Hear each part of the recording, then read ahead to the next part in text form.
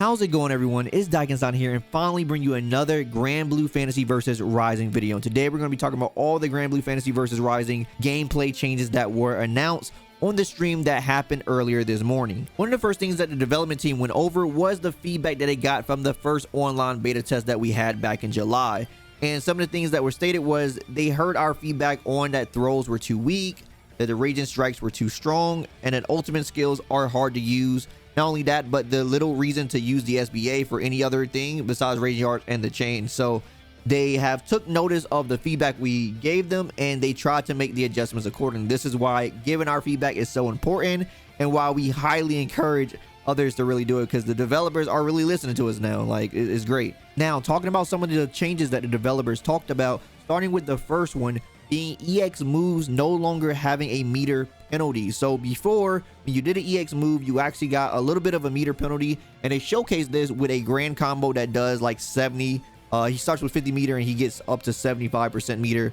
But now, showcasing it once again, you can see that he gets up to 81% meter. So he gets an additional 6% meter. As you can see, there is no meter penalty on using EX moves. So now there's going to be a little bit extra refund for when you use the EX move. You're going to be able to get that meter back a little bit more than what you did before. So that's going to be nice. More access to meter. Of course, with everything else that we're going to talk about here, it's going to make a lot more sense as to why they're going to want you to have more meter and the way this game is going to be playing out.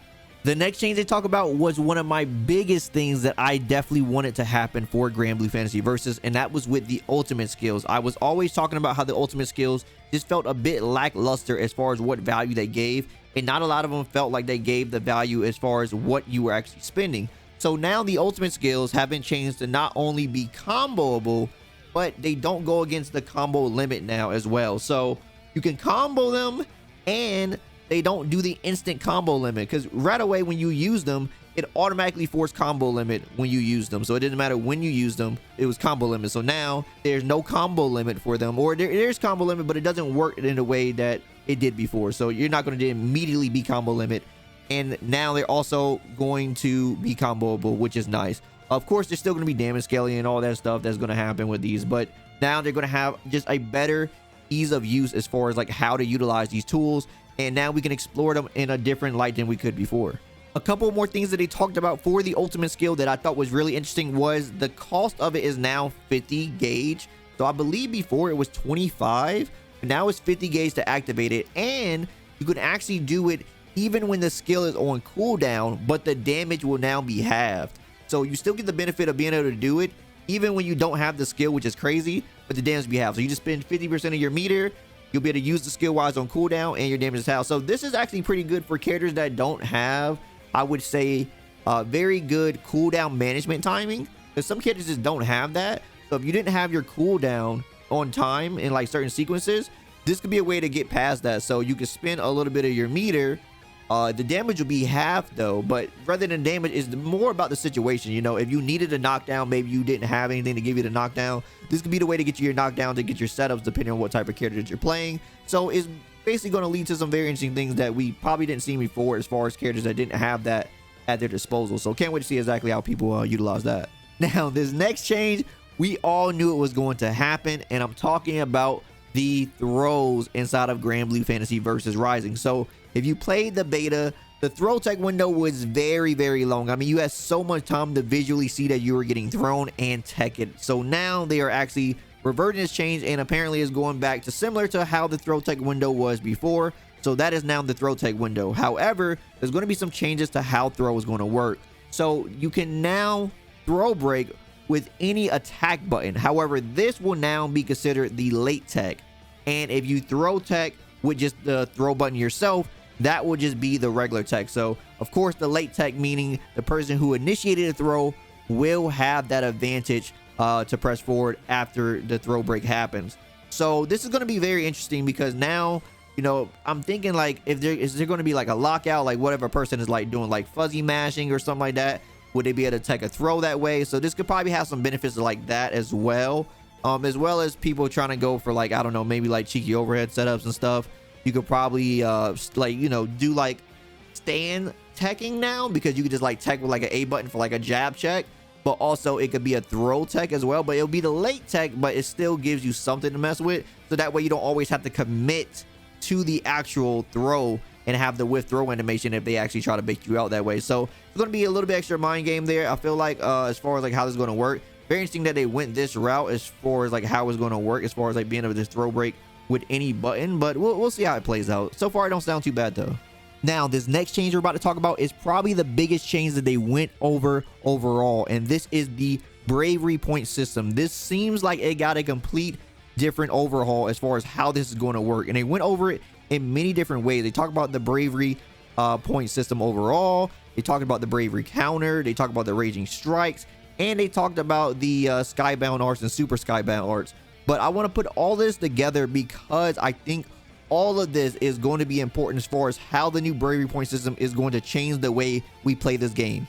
So starting off with the Bravery points themselves, this is going to be very crucial as far as how you utilize these and exactly what you get hit by from your opponent, because now you're going to take increased damage once you go below 2 Bravery points. So once you have only 1 Bravery point left, you're going to take 20% increased damage, and if you have 0 Bravery points, you're going to take 50% increased damage for the rest of that round. Now these do come back per round, so you do have access to these per round, but as the round progresses, you're going to start to take more and more damage as you utilize these, and as the opponent is doing things to deplete yours. This is going to get a bit crazy.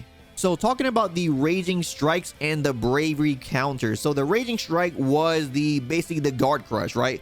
So the guard crush is going to cause 1 Bravery point to activate, so it's no longer going to cause your SBA gauge. So no longer do you have to worry about spinning meter for this. So that means more resources to do with the 25 meter, you know, ultimate skills and stuff that we have. So now we have more access to using those now. So those are going to be at our disposal a lot more because we don't have to spin meter for this, but this is now going to cause our Bravery points. And now it's still going to cause the guard crush like we know it. However, it's going to be slower as far as the startup, so it's going to be easier to tell that this is happening. So the people are going to be able to react to this a lot better, and that is where the Brave counter comes in, where once again, if you see that you're getting hit by this, you can basically spin the meter, so you can spend 1 Bravery point yourself to activate it to basically get them off of you. So this is also going to cause 1 Bravery point on your side. So if you get hit by the raging strike, you can spin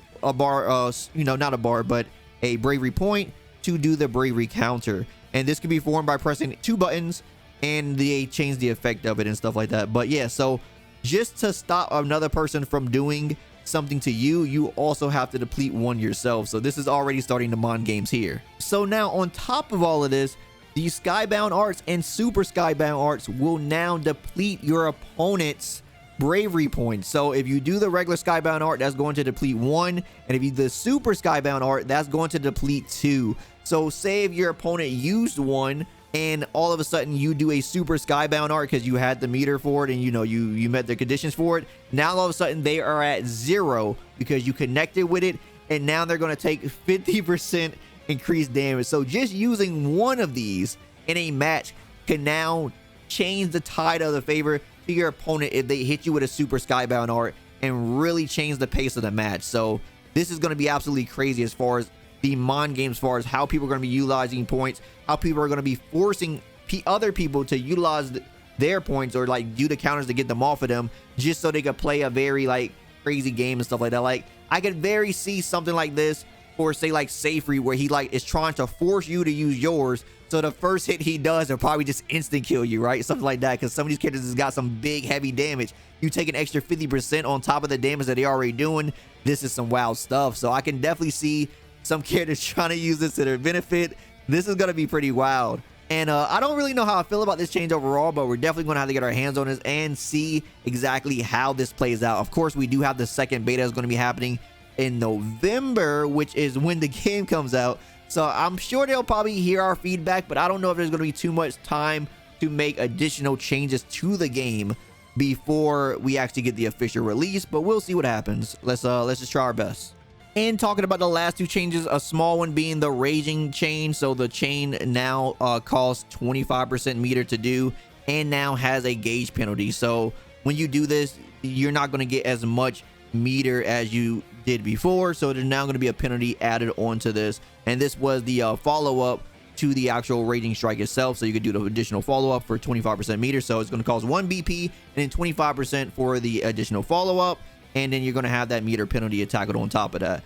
Now the last thing they talked about was the technical inputs, right? So the technical inputs was a big thing that people didn't like how they changed in the beta. So what happened was technical inputs basically became like something that you didn't have to do, because there was no difference between technical inputs and the simple inputs. But now there is going to be a damage boost for people who actually do the technical inputs. So technical inputs will now have an increase of 10% more damage every time you do them, and then they'll have a notification say that so it'll say good to let you know that you actually did the technical input. So this is going to be the incentive now for doing technical input. So they're still probably going to have, this is just the only benefit now, so they're still going to have, you know, the easy inputs are still going to have the same cooldown as the easy inputs, but now if you are doing the technical inputs, you're going to get more damage. So definitely, I say using these inside your combos is definitely going to be beneficial to people. For neutral situations or for wake ups, I could definitely see people still using the easy inputs as things come by, but I definitely see a world where we can now see the benefit of using both, rather than just having these simple inputs be the overall experience of the game, because there was no actual technical difference, but now there is. So yeah, I'm glad that this change actually is here. And the absolute last thing that they talked about was just the overall battle concept for the game. So they said they wanted to make this game for beginners to enjoy the simple gameplay strategies from the previous title, now with the dash attack and ultimate skills to further boost your combos. And for the more advanced players, they want this to be a system where we use our reactions to make reads on strategic reforming raging strikes and ultimate skills while seeking the advantage by depleting the foes, you know, the battle points or the bravery points. And that's pretty much everything they went over for the Granblue Fantasy Versus Rising gameplay changes. Now, once again, we are going to have another beta in November, and they did say that the other character, I believe the sheep girl Anila, is going to be playable inside the next beta. So if you're looking forward to her, definitely check out the next beta so you get your hands on her before the game comes out. And of course, if you're still on the fence about Granblue Fantasy Versus Rising at all, this is going to have a free-to-play version of the game, so definitely check that out once the game fully releases, and try the game out for yourself if you never had. It's a great game, and of course, I mean, you can't beat the free-to-play, so try that out and see if you like it. Anyway, that's all I got for you guys as far as Granblue Fantasy Versus news today. Let me know how you guys feel about everything, man. Do you guys like the changes that they are doing to the game? Do you like the overall battle changes? How do you guys feel about the new bravery point system change? Does it sound really scary or like too overly complex, or like how they're like trying to force this like new mind game? Do you guys like it? Do you guys dislike it? Let me know all of that down in the comments below. But as always, like anything I had to say, drop me a like. I greatly appreciate it. And if you want more from me, follow me on my socials. Also, don't forget to subscribe and turn notifications so you know the next video goes live. As always, my name is Dyken, and I'll see you next time. Signing out.